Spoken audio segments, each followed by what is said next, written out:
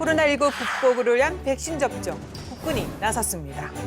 안전한 일상으로 가는 가장 빠른 길, 전 국민 코로나19 예방 백신 접종을 위하여. 안전한 백신 수송 오케이. 순차적인 접종도 오케이. 코로나19 너 아웃! 코로나19 백신 접종과 지원에 나선 우리군의 활약상 전격 공개합니다. 궁금하면 묵방 포커스!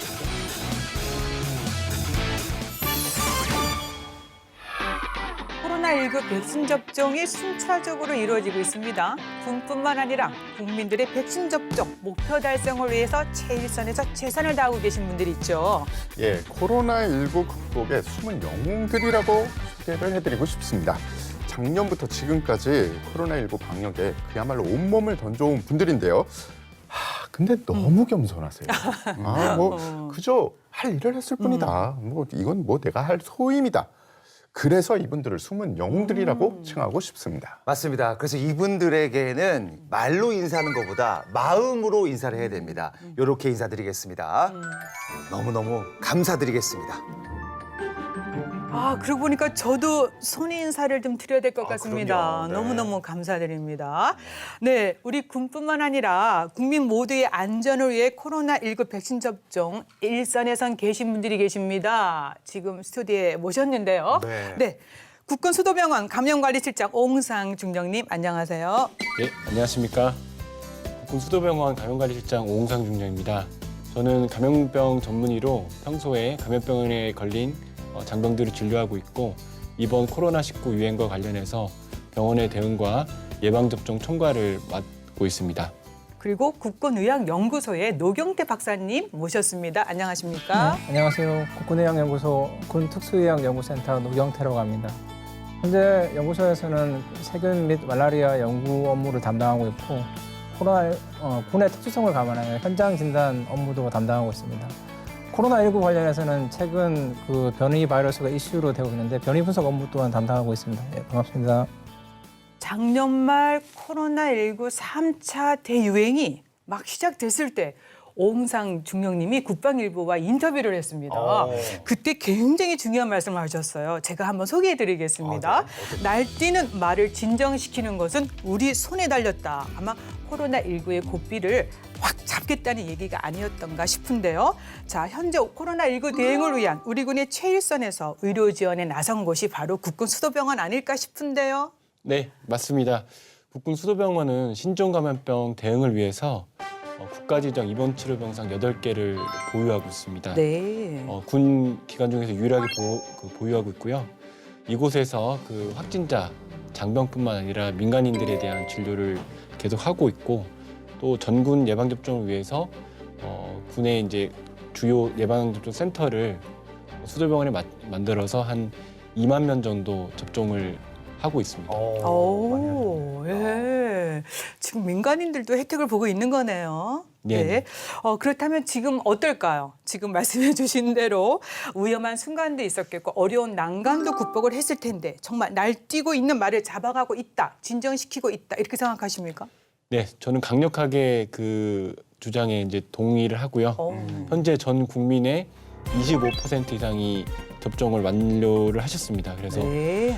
고삐를 이제 강하게 움켜쥔 상황이라고 말할 수 있고 차후 3분기, 4분기 때 순차적으로 순탄하게 잘 이뤄준다면 연말 전에는 진정을 시킬 수 있을 것 같습니다. 네, 정말 코로나19 대응 고삐를 확실히 잡아주고 계십니다. 자, 그다음에요. 우리 군의 코로나19 대응에 빠뜨릴 수 없는 곳이 또 있지 않습니까? 네, 핵심적인 역할을 하고 계십니다. 국군의학연구소 노경태 박사님 나와 계시는데 근데 주변에서 국군의학연구소 이게 어디냐, 또 이게 뭐 하는 곳이냐 뭐 이렇게 질문하시는 분들이 계시더라고요. 소개 좀 해주시겠습니까? 예, 저희 국군의학연구소는 대전 장원대에 위치하고 있고 국군의무사령부와 이제 군 유일의 의료 전문 연구기관입니다. 예.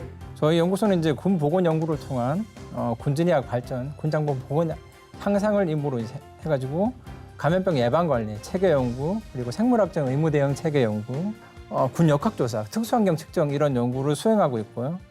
저희가 지원 활동으로는 감염병 진단 검사, 수질, 식품 검사, 군 검사 기관들인데 이런 정도 관리를 저희가 해주고 있고 네. 장병 신원 확인 사업 그리고 이제 군견 진료 같은 사업을 지원하고 있습니다. 그리고 이제 코로나19 대응 관련해서는 저희가 이제 전문 진단 검사를 지원하고 있고 네. 풀림 검사법도 저희 연구소에서 개발했고 그리고 신속 분자 진단 검사법도 개발했고 그리고 이제 최근 이제 백신 접종을 했는데 그런 면역도 조사 그리고 역학 조사 지금 최근에 또 변이가 이슈되고 있는데 변이 검사 지원 업무도 저희 연구소가 담당하고 있습니다. 아, 정말 코로나19 대응과 관련해서 핵심적인 역할을 해주고 있는 곳이 국군의학연구소입니다. 자, 그런데요, 이제 최근 들어 국민들에게 가장 관심이 있는 것이 뭐겠습니까? 코로나19 백신 접종 아니겠습니까? 맞습니다. 정말 예. 관심이에요. 아, 두 분 맞으셨습니까? 아직, 우리 조금 네. 시간이 필요하죠. 네. 그래서요, 보니까 전 국민이 이제 순차적으로 백신 접종이 이루어지고 있는데 접종을 하고 나면은 뭔가 주던데 이게 뭘까요? 맞습니다. 그게 네. 이제 백신 접종 완료 카드인데 백신을 맞으면은 이제 백신 접종 완료 카드나 접종 확인증을 주거든요. 근데 이제 저는 아직 맞지 못했기 때문에 제가 나이가 이제 10대여서 근데 저도 이게 좀 빨리 받고 싶어요. 좀 뿌듯할 것 같아요. 받으면은. 네. 예. 저도 아직 못 20대. 그러면 너무 좋겠는데 제 살짝 그거보다 많아서 아직 네. 못 맞았습니다. 네. 근데 주변에 맞은 분들 보면 되게 부럽더라고요. 현재 이 백신 접종률을 높이기 위한 차원으로 각 지자체는 물론 기업이나 문화 단체에서 이 백신 인센티브라는 거를 주고 있어요. 그래서 백신을 맞은 분들한테는 맞아요. 이 일정의 혜택 같은 걸 주는 거죠. 네. 이 백신 접종이 늘어나면 늘어날수록 일상 복귀에 대한 이 기대감은 점점 커지는 것 같습니다. 근데 이제 우리 군 하면은 특성이 집단 생활을 한다. 그래서 이제 집단 면역 형성 꼭 필요하지 않습니까? 그래서 오중영님, 현재 우리 군의 백신 접종 어떻게 이루어지고 있는 겁니까? 이거 궁금합니다. 예. 네, 맞습니다. 그 감염에 취약한 밀접한 병영 환경에서 지내는 장병들은 특히 이제 이런 코로나 감염에 취약할 수밖에 없는데 예. 그래서 꼭 이제 집단 면역 형성이 반드시 필요합니다. 그래서 지난 1분기에 군 보건의료기관, 군 병원, 사단임 무대 이런 의료진을 선두로 해서 백신 접종이 이제 차례대로 진행을 했고 네. 현재 6월 중순에 국군 장병의 약 72%가 1차 접종을 완료를 했습니다. 72%. 네네. 그래서 상당히 높은 수치라고 할 수 있고요. 네. 8월 초면은 이제 전군 예방 접종이 2차까지 완료가 되는데 그때 수준이 되면 우리 정부에서도 목표로 하고 있는 집단 면역이 군 내에서는 제일 먼저 완결이 될 걸로 생각을 하고 있습니다. 네. 저는 이거 좀 빨리 좀 됐으면 좋겠어요. 네. 코로나19 때문에 휴가도 못 나오시고 너무 제약이 많아가지고 이게 빨리 집단 면역이 돼서 그런 게 풀렸으면 좋겠고요. 이 두 분은 아마도 이 접종을 마치셨을 것 같은데요. 이 국군 수도병원이 최상위 의료 기관인 만큼 국내 1차 접종 대상이셨죠, 그죠? 네, 맞습니다. 그러면 이 딱 접종을 받으신 다음에 이 접종 이전과 이후에 이 군 보건 의료진의 코로나19 관련 의료 지원 활동이 좀 눈에 보기도 달라졌을 것 같습니다. 뭐 자신감이 생겼달까? 아니면 안도감이 생겼다랄까? 뭐 어떤가요? 네, 맞습니다. 정확히 보신 것 같고요.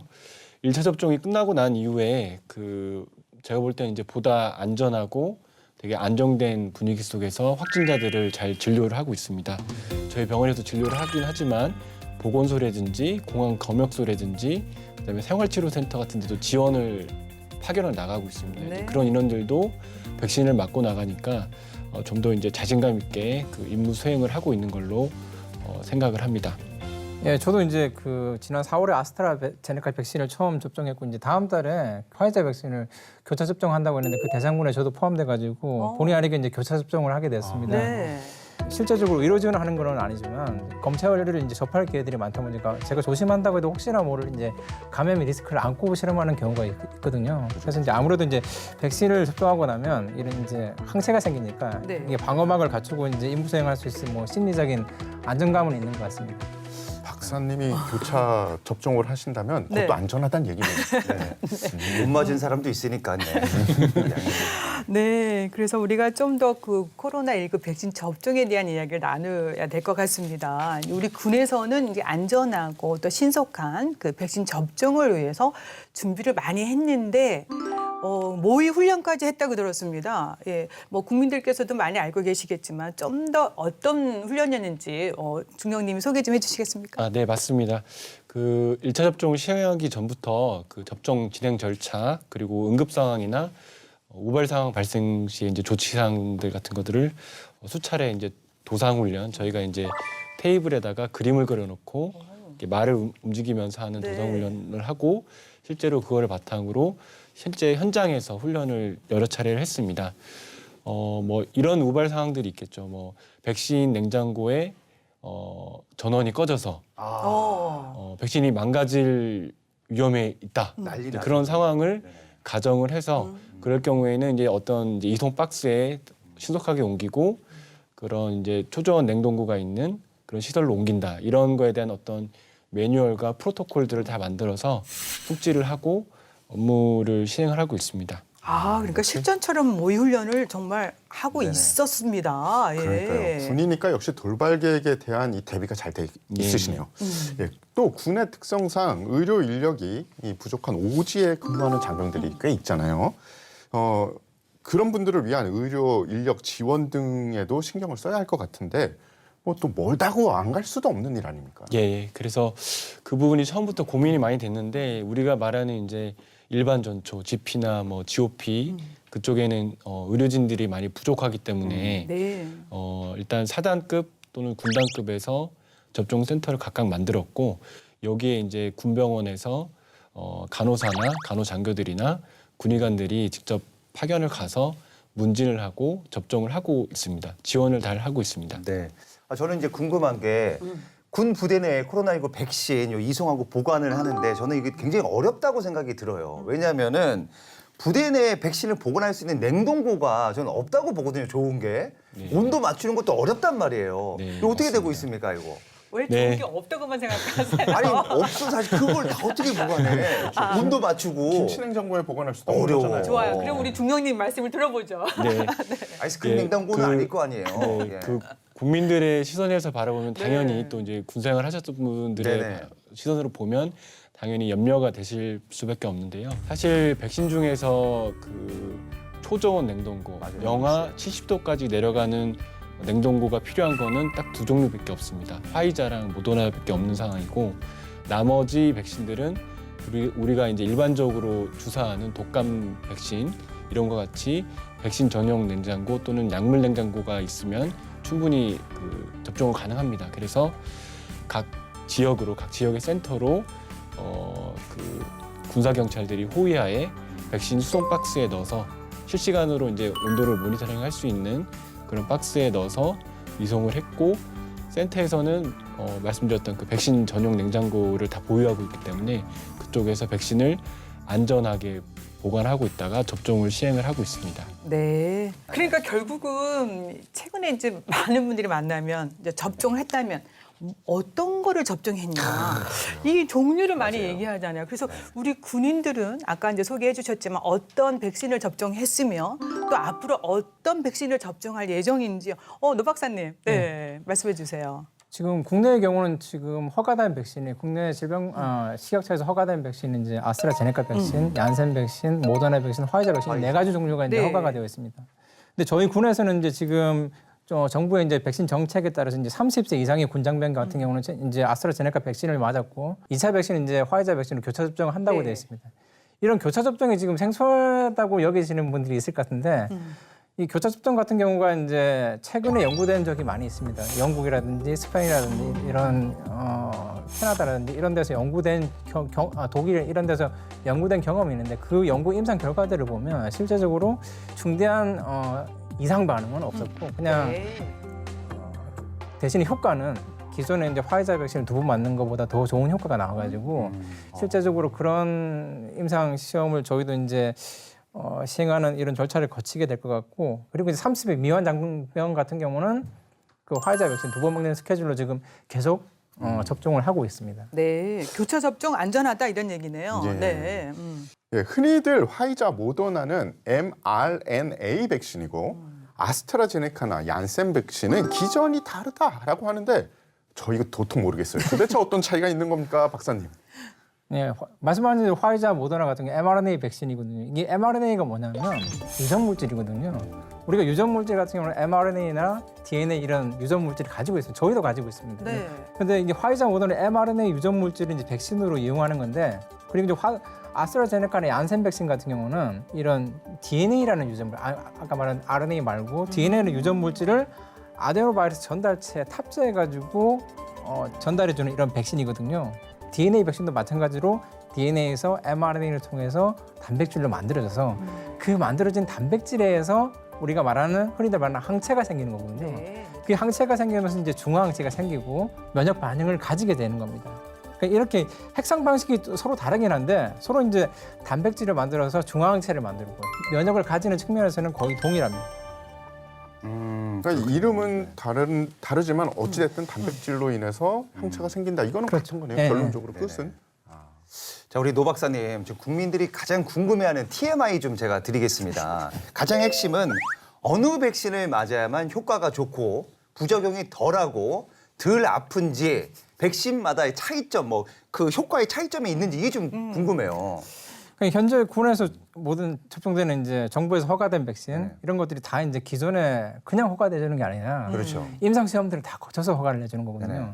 전임상, 1상, 2상, 3상 이런 결과들을 통해서 보통 이제 부작용이라든지 이런 효과를 다 검증하는 절차를 거치게 되어 있습니다. 네네. 기존에 이런 임상 결과들을 보면 이게 그런 부작용들이 없으니까 허가를 내줬겠죠. 그렇죠. 효과도 있으니까. 네. 그리고 지금 말씀하신 아프고 덜 아프고의 차이는 거의 없고 개인들마다 또 이제 나이 들고 연령에 따라서 이런 면역 반응이 틀리거든요. 그런 면역 반응에 따라서 이제 누구는 아프고 덜 아프고 이렇게 차이는 있지만 실제적으로 이런 가벼운 증상의 차이 있지만 이게 덜 아프고 이런 백신마다 이런 차이는 없습니다. 그리고 이제 현재까지의 백신들을 보면 이게 효과 측면에서 맞아요. 여러 가지 종류의 백신이 있어요. 지금 네. 아까 말씀하신 mRNA 백신, DNA 백신, 그리고 기존에 우리가 사용했었던 이제 사 백신. 왜냐하면 이런 유전체들을 죽여서 만들어서 백신은 사 백신, 그리고 이제 단백질 백신 이런 것들이 있는데 지금 임상 결과들을 보면 mRNA 백신이 제일 효과가 좋고 그다음에 이제 노바백스 백신이 지금 허가는 안 돼 있습니다. 지금 임상 진행 중에 있거든요. 그런 노바백스 백신 그리고 아스트라제네카 백신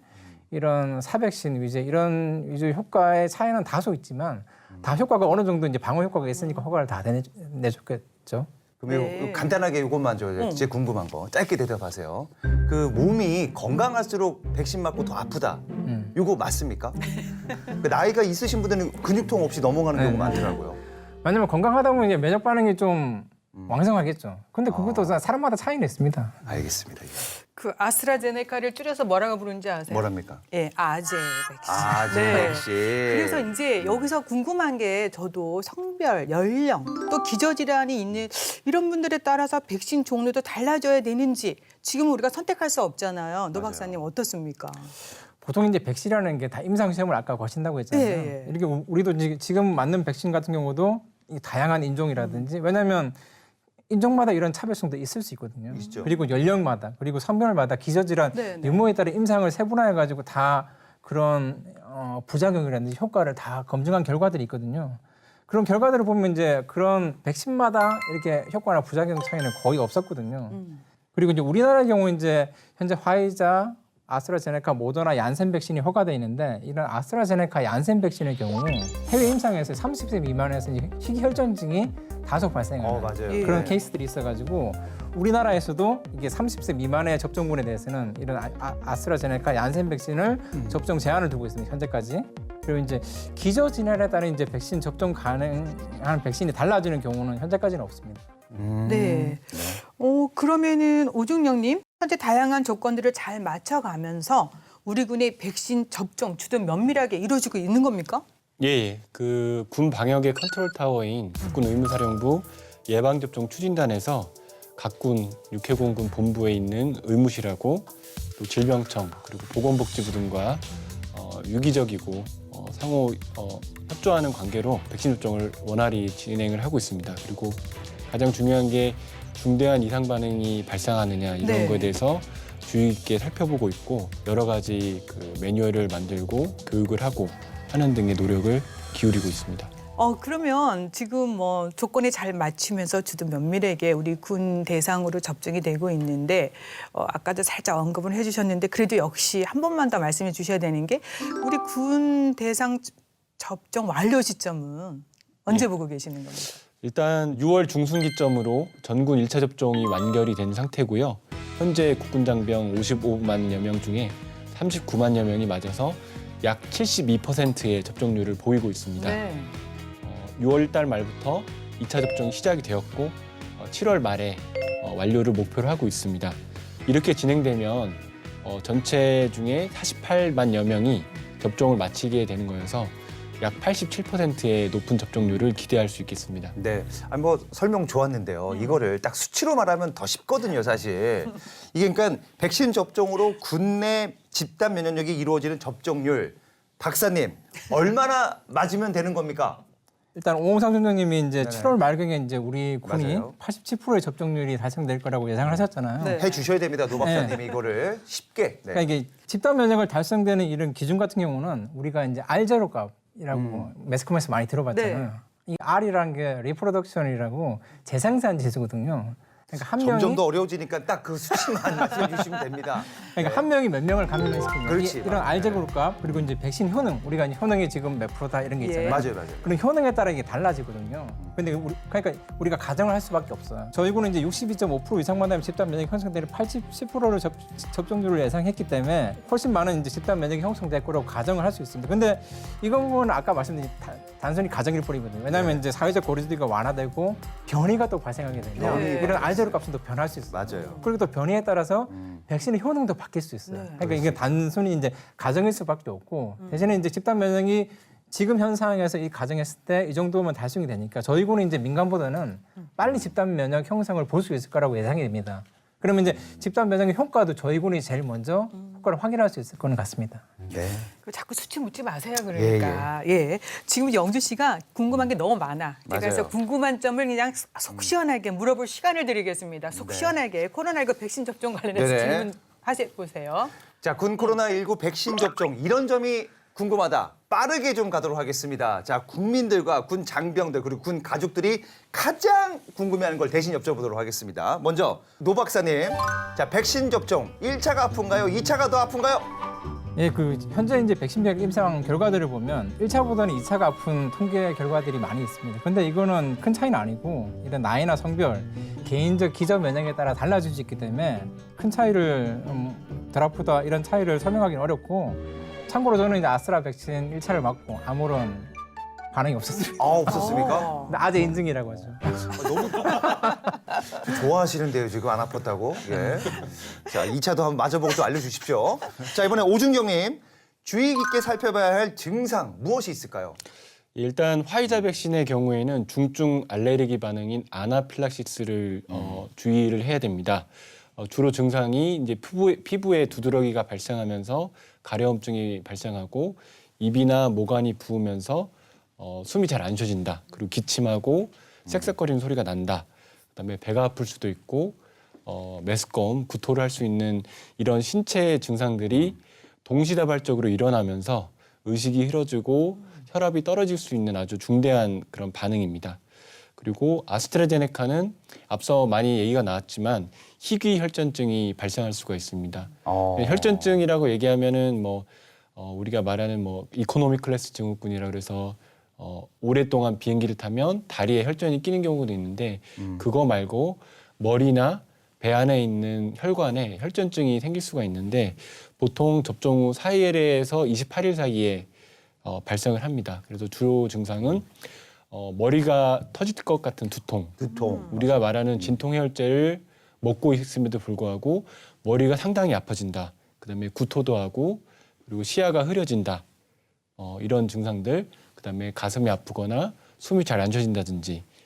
그리고 접종 맞은 부위가 아니라 다른 신체 부위에서 멍이나 이제 출혈이 생길 수가 있는데 이런 앞서 말씀드린 그 아나필락시스나 희귀 혈전증을 의심할 수 있는 증상이 보이면 즉시 의료기관에 응급실로 방문하셔야 됩니다. 네. 자, 그러면 이상 증상이 생기면 어떻게 되는 건지 이것도 좀 알려주십시오. 예. 네.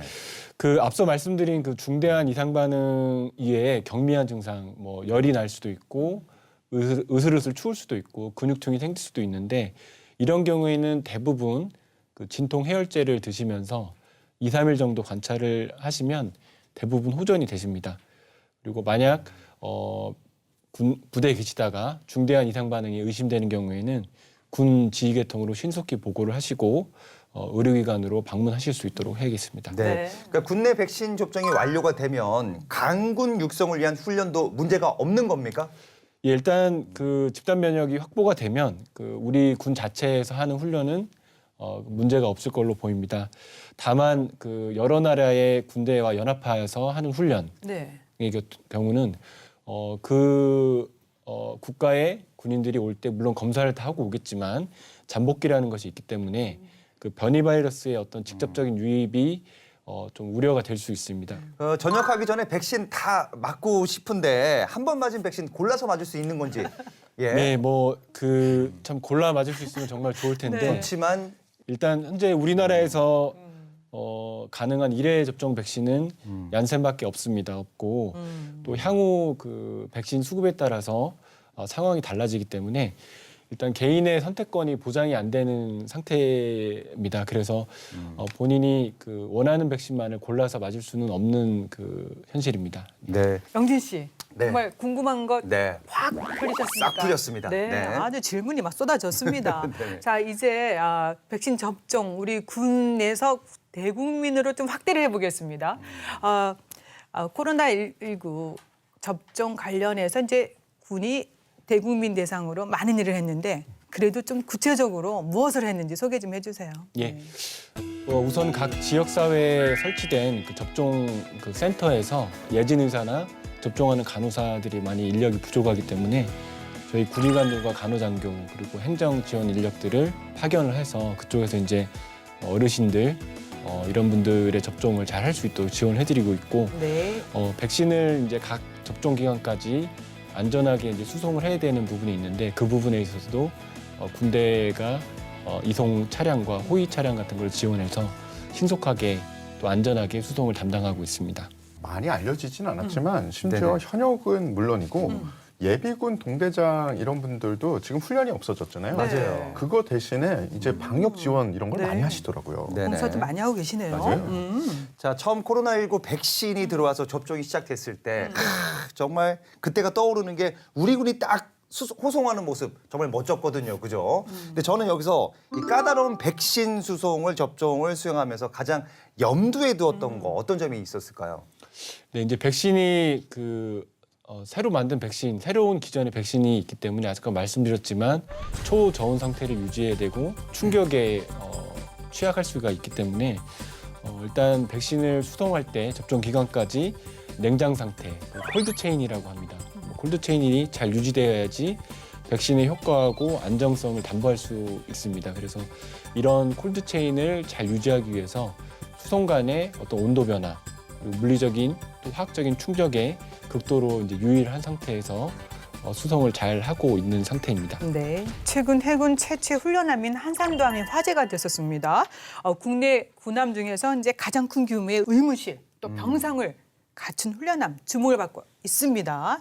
요즘 활동 많이 하고 있더라고요. 네, 그 규모에 맞게 현재 임시 예방접종센터로 지정이 돼서 한산도함이 6월 14일부터 30일까지 해상에 대기하면서 전남 그 도서 지역에 계신 의료기관을 쉽게 방문할 수 없는 그런 주민들을 접종을 완료를 하였습니다. 예.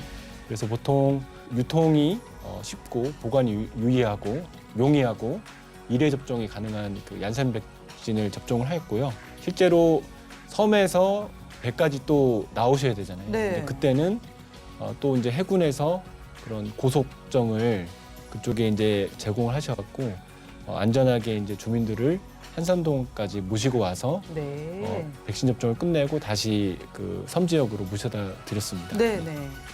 예. 그거 최근에 보니까 서욱 장관님께서 한산도함을 방문했더라고요. 장병들도 격려해주고 또 주민들하고도 또 이렇게 안전한 백신을 맞고 있는지도 또 확인도 하시더라고요. 예. 코로나19가 전 세계에 처음 퍼졌을 때 미국에서는 그 여러 병원선을 투입해서 코로나19 방역에 나선 모습을 보여줬거든요. 그 모습이 언론을 통해서 딱 나왔었죠. 정말 부러웠었는데 저는 우리 한산도함이 이번에 백신 접종에 나선 모습을 보면서 아, 우리도 저렇게 할 수 있구나. 우리도 그런 모습이 있어. 라면서 정말 뿌듯했고요. 이 위기에 제대로 역할을 다하는 국군의 진면목이 이 한산도함을 통해서 좀 보여지지 않았나 이렇게 이야기를 하고 싶습니다. 맞습니다. 세계 각국에서 말이죠. 코로나19 선진 방역국으로 대한민국 꼽고 있습니다. 이 정말 뿌듯하고 멋진 일 아닙니까? 근데 여기 이제 우리 군이 힘을 보태왔다. 아, 정말 뿌듯하고 우리 군 너무 멋있는 것 같습니다. 네, 특히 오늘 저희 앞에 계신 두 분 너무 활약 멋지고요. 또 두 분이 계셨기 때문에 우리가 또 K방역이라는 이런 좋은 성과 얻지 않았습니까? 맞습니다. 네. 코로나19 상황에서 우리 군의 방역 노력을 제가 한번 정리해봤습니다. 알아두면 똑똑해지는 신기한 국방 지식. 그것이 알고 싶은 지식 포커스. 안녕하십니까. 다이어트 지식 포커스. 오늘의 포커스는 일생에 한 번뿐인 임관식을 아주 특별하게 보낸 이들, 국군 간호사관학교 60기 간호장교들입니다. 대체 어딜 가길래? 이제 막 졸업한 이들이 향한 곳은 우주복, 업 방호복이라고요. 땀으로 범벅된 얼굴에 반창고는 기본. 코로나19 팬데믹 시대 국민들의 소중한 일상을 지키기 위해 스스로의 일상을 포기한 작은 영웅들의 이야기. 알고 보면 진심 가득한 대한민국 최일선에 뛰어든 우리 군의 방역 일지. 지금 출발합니다.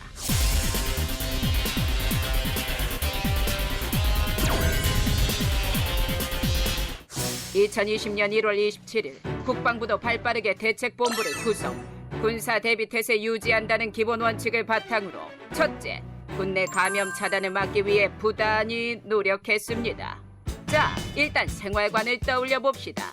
아무래도 집단 생활을 하다 보니 감염병에 취약할 수밖에 없는 구조죠. 백신조차 없던 작년 1월 만에 하나 코로나 바이러스가 쥐도 새도 모르게 군에 침투할 경우 이게 무슨 일이고? 호흡기 감염 질환 특성상 군내 집단 감염이 우려되는 상황. 그래서 말입니다. 작년 2월 군내 첫 확진자 발생 직후 국방부는 신속하게 대응했습니다. 이뿐 아니라 코로나19 유행 국가나 코로나19 의심 지역을 방문한 장병들은 증상이 있든 없든 격리 조치했습니다. 그런데 말입니다. 사실 군 의무 분야의 컨트롤 타워인 국군의무사령부는 이미 사스와 메르스 사태로 감염병 위기 대응 경험을 상당히 비축한 상태였죠. 그래서 중국 우한에 환자가 발생한 사실을 선제적으로 감지했을 때부터 이미 방역 체계를 강화해 왔습니다. 이뿐만이 아닙니다. 우리 군은 범정부 차원에서도 방역 활동을 적극 지원했습니다. 작년 1월 20일 국내에 첫 확진자가 발생한 직후 모든 군 병원에서는 선별 진료소를 운영했는데요. 코로나19를 검사할 수 있는 능력을 확보해 감염이 의심되거나 확진 판정을 받은 장병들을 위해 격리 병상과 역학조사반을 운영. 감염병 대응 지침 역시 각 군에 전파해 코로나19 감염병을 철저히 대비했습니다. 왜 K방역 하는지 충분히 아시겠죠? 또한 우리 군은 코로나19 국군 의료 지원단의 편성, 특히나 작년 3월 특별재난지역으로 지정될 만큼 사태가 심각했던 대구를 위해 우리 군이 나섰는데요. 국군 대구병원과 대전병원을 국가감염병 전담병원으로 전환. 또한 대구병원에 군 의료진을 파견했습니다.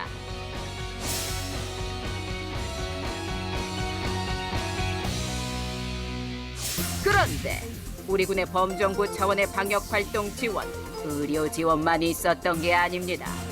우리 군 장병들 그야말로 코로나19에 맞서 인천공항의 기적을 이뤄냈다 해도 과언이 아닌데요. 사실 입국자들에 대한 검역 업무 인천공항 검역소와 공항경찰단이 담당해야 합니다.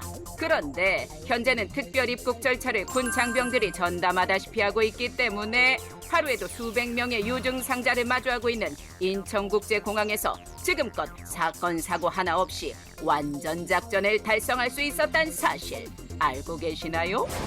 마지막으로 우리 군이 범정부 차원으로 코로나19 방역 활동에 지원한 것 미션 임파서블. 코로나19 백신을 전국 접종센터로 신속하고 안전하게 수송하라. 콜드체인 사수를 위한 온도와의 전쟁이 시작됐으니 코로나19 백신 수송 대작전. 공항에서 하역이 완료된 백신은 포장 상태부터 이상 검수 및 차량 결속 상태까지 최종 점검을 마친 후 통합관제센터의 모니터링 하에 안전하고 신속하게 전국 지역 접종센터로 이송. 덕분에 우리 국민들은 안전이 보장된 백신을 맞을 수 있답니다. 문제는 도서 지역의 백신을 수송할 경우입니다. 깊은 산속이라고요? 외딴 섬에 살고 있다고요? 대한민국 국민이라면 걱정 말라고. 해군 함정과 군 헬기, 수송기가 있는데 어떠한 우발 상황에도 백신의 안전 수송 보장. 국민의 일상 회복을 위한 민, 관, 군, 경의 합동 모의 훈련을 실시했으니 국민의 생명과 직결된 백신 수송 작전이기에 어떤 돌발 상황도 한치의 실수도 허락되지 않는 상황. 실전에 투입된 이후 정해진 시간 내에 전국 지역 접종센터로 백신을 이송하기 위해 밤낮 없이 수송 작전에 투입된 우리 군 장병들. 하루에 5곳을 들리기에도 빠듯한 시간. 이동 중에 식사하는 것이 당연한 일상이 된 이들. 우리가 코로나19 백신을 통해 얻게 될 당연한 일상이 누군가의 뜨거운 헌신과 노력으로 얻어낸 소중한 일상이란 사실을 명심해야 할 것입니다. 한 번도 경험해보지 못한 코로나19 팬데믹 세상. 열악하고 어려운 환경 속에서도 국민의 생명과 안전을 위해 방역에 힘써주신 우리 군 장병 여러분 덕분에 고맙습니다. 우리 군이 힘쓴 만큼 코로나19 예방과 방역에 성과가 큰 것 같아요. 코로나19 치료와 예방만큼 이 완치 이후 관리도 중요할 것 같은데 노 박사님, 코로나19 완치 이후의 후유증은 어떤 게 보고가 되고 있나요? 그 무증상이라든지 대부분의 이제 경증 감염의 경우는 후유증이 거의 없는 것으로 알려져 있고 중증 감염의 케이스는 이제 5%에서 한 10% 정도 후유증이 있을 수 있는데 우리나라에서는 이제 이런 환자가 별로 없어서 이런 후유증에 대한 리포트가 별로 많이 안 돼요. 근데 해외 같은 경우는 이제 선망증, 우울증, 흉통 같은 후유증들이 보고되고는 있습니다. 그러니까 완치자에 대한 사후 지원, 후유증에 대한 관리 정말 잘 이루어져야 될 것 같은데, 저 정말 궁금해요. 어떻게 이루어지고 있는 겁니까? 예, 현재 이제 군에서 후유증 관리는 완치 후 최소 1개월 이내에 군 보건의료기관, 군병원을 방문하여서 후유증 여부를 확인하는 걸로 이렇게 진행을 하고 있고요. 네. 그 진료한 결과에 따라서 추가적인 진료가 더 이어지게 돼 있습니다. 그리고 본인이 희망시에는 최소 2개월 단위로 그 해당 그 담당자가 매칭이 돼서 1대1로 관리를 하고 있는 상태입니다. 네, 우리 군 후유증 관리도 잘 되고 있습니다. 맞아요. 네. 그러니까 코로나19 걸린 것보다 더 무서운 게 이 시선이에요, 주변 시선. 맞아. 그죠? 아니 난 네. 그냥 걸렸다가 나온 것뿐인데 막 이것 때문에 마음의 상처를 얻고 뭐 혹은 뭐 차별이나 인사성의 불이익 이런 거 없어야 될 것 같은데 어떻게 보십니까? 네, 상당히 중요한 부분을 말씀해 주셨고요. 중요한 거 우리가 물어봤어요, 제가. 네. 네, 흔히들 스티그마 또는 낙인이라고 합니다. 맞아요. 그래서 확진자로 이제 자기가 걸리고 싶어서 걸린 것도 아닌데 특히 이제 이런 밀접하게 집단 생활을 하는 병역 내에서 그런 게 발생을 하면은 상당히 이제 위축이 되고 괴로워질 수가 있습니다. 우리 군에서는 불이익에 대한 차별 없이 정상적인 병역 생활을 할 수 있도록 어떤 이런 확진자에 대한 인식을 개선하고 있고 완치자의 건강 관리에 만전을 기하고 있습니다. 그리고 특히 앞서 말씀드린 후유증이 있는지 네. 확인하여 관리하고 있습니다. 그리고 네. 격리나 확진 당시부터도 낙인 효과나 스트레스 등을 좀 관리하는 심리 지원 부분에서도 여러 가지 사업들이 진행 중에 있습니다. 네. 어쨌든 우리가 백신 접종을 통해서 코로나19 팬데믹을 이제 극복할 수 있는 기회를 잡았잖아요. 그런데 역시 중요한 거 방심은 국물이겠죠. 그럼요. 네. 맞습니다. 이 코로나19 팬데믹 이렇게 길어질 줄 누가 알았겠습니까? 네. 정말 장기전을 치러왔고 또 앞으로도 갈 길이 멉니다. 지금 백신을 맞아서 집단 면역이 형성된다고 해도 코로나19 바이러스 특성상 면역이 지속되리라는 보장이 없는 거잖아요. 그렇지 않습니까, 박사님? 네, 이제 기자님 말씀대로 저도 처음에는 이제 코로나 바이러스가 이렇게 오래 갈 줄은 몰랐거든요. 네. 왜냐하면 이제 코로나 바이러스 같은 경우 우리가 처음 접해본 바이러스 하긴 하죠. 코로나 19가. 근데 예전에 이제 코로나 바이러스를 우리가 메르스라든지 사스도 코로나 바이러스 일종이거든요. 이런 코로나 바이러스는 금방 어느 정도 있다가 해결이 되었거든요. 네. 근데 이 코로나 바이러스는 감염력이 워낙에 좋다 보니까 저희가 이제 그리고 처음 접해보는 바이러스거든요. 그러니까 치료제, 백신도 없죠. 그러니까 맞아요. 이렇게 처음에 잘 알지도 못하고 대응하다 보니까 전 세계적으로 1억 7천여만 명의 감염자가 발생하고 사망자도 380여만 명이 발생했는데 현재까지 이제 그 백신의 감염자나 백신 접종자를 대상으로 한 임상 연구 결과들을 보면 1년 정도까지는 이런 중화항체가 유지돼서 돌파 감염이 일어나지 않는 결과들이 많이 나와 있었고 그리고 이제 이런 것들이 이제 백신을 통해서 항체 형성을 더 높인다고 하면 더 오래 지속될 수도 있겠죠. 변이가 관건이긴 하지만. 네. 그리고 이제 이런 이제 바이러스가 이제 근데 우리 독감이나 이런 것처럼 새로운 바이러스로 백신을 돌파할 수 있는 이런 것으로 진화가 된다면 우리가 다시 또 매년 백신을 접종하는 그 인플루엔자처럼 다시 백신을 접종해야 될 수도 있습니다. 그리고 이제 무엇보다 중요한 게 이게 전 세계적으로 이제 바이러스가 증식하기 어려운 환경, 우리가 집단 면역이라고 하죠. 이런 환경을 형성하는 게 중요합니다. 그리고 이제 이런 변이 바이러스가 계속 지속되고 있는데 이 변이 바이러스가 지속적으로 막기 위해서 지속적인 모니터링을 하고 관찰하고 원점을 찾아서 그때그때 빨리 변이 차단하는 게 중요합니다. 네. 아니 뭐 돌파 감염이니 뭐 변이 바이러스 뭐 이런 소식 들리면 좀 무서운데 이게 지금 종류가 정말 많더라고요. 이게 이제 우리가 이제 백신 개발하기 시작된 이제 작년 12월부터 이제 변이 바이러스가 이슈가 되기 시작했어요. 네. 그 영국에서 이제 우리가 지금 알파 바이러스를 명명하죠. 이런 알파 바이러스가 처음 나오기 시작했고 그다음에 이제 베타, 감마, 지금 델타가 또 이제 WHO에서 미국 CDC에서 경고를 하고 있는데 이런 변이주들이 계속 유행하고 있습니다. 이제 알파 바이러스 같은 경우 이제 특징을 보면 전파력이 강한 게 특징입니다. 그리고 이제 베타, 감마 같은 경우는 전파력보다는 이게 면역 회피. 우리가 백신을 맞아도 이제 면역을 회피할 수 있는 이런 기능이 좀 많은 것으로 알려져 있고 지금 나오는 이제 델타 같은 경우는 이 델타 같은 경우는 이제 영국 그 전에 전파력이 높다고 알려진 영국 변이보다 알파 변이보다도 63% 정도가 높아요. 전파력이. 그리고 이 변이 같은 경우는 또 이제 중화항체도 회피할 수 있는 이런 기능을 가지고 있어요. 그래서 이제 최근에 이제 미국 CDC라든지 그리고 WHO에서 이 변이에 대해서 확산을 경고한 그런 상태에 있습니다. 그래서 우리 군은 지금 변이 바이러스 유입이라든가 또 그 방역에 영향을 미칠 상황에 대비해서 뭘 좀 하고 있는지 준비 상황이 되어 있습니까? 현재 우리 군은 그 국군 의무사령부에 설치된 그 코로나 대응 센터를 통해서 질병관리청과 이제 유기적인 상황 공유를 하고 있고요. 네. 실시간으로 변이 바이러스의 어떤 변화 양상, 유입 양상을 이제 감시를 하고 있습니다.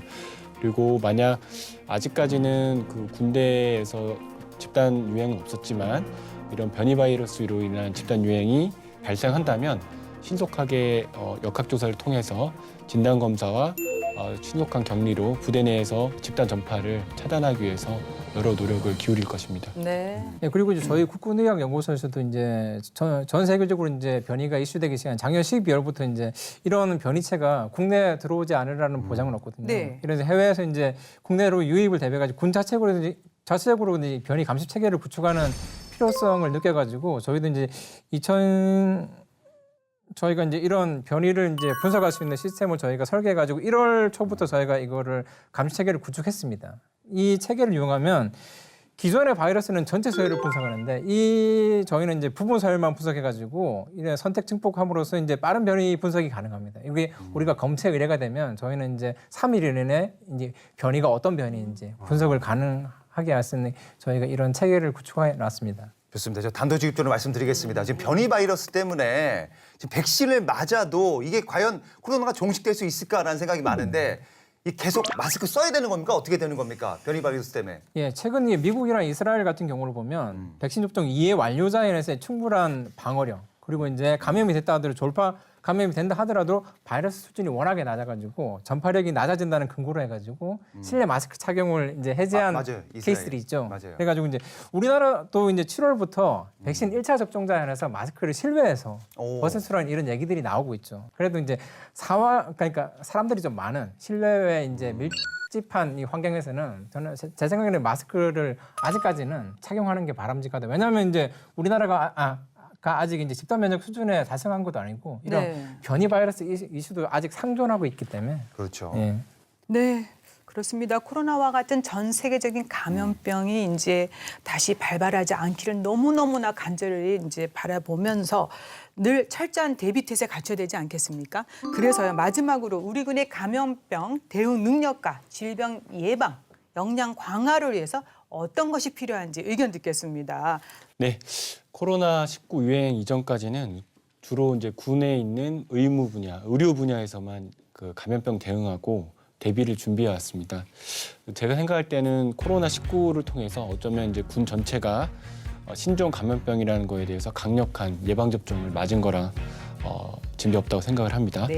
그래서 각 부대에서는 감염병을 우리 국방의 어떤 위협 중에 비전통 위협 중에 하나로 인식을 하고 각종 교리 개발이라든지 훈련이라든지 이런 대응을 또 대비를 적극적으로 시행해야 된다고 생각을 하고 있습니다. 네, 비전통 안보 위협 중에 이런 감염병 정말 철저한 대비 태세 필요하고요.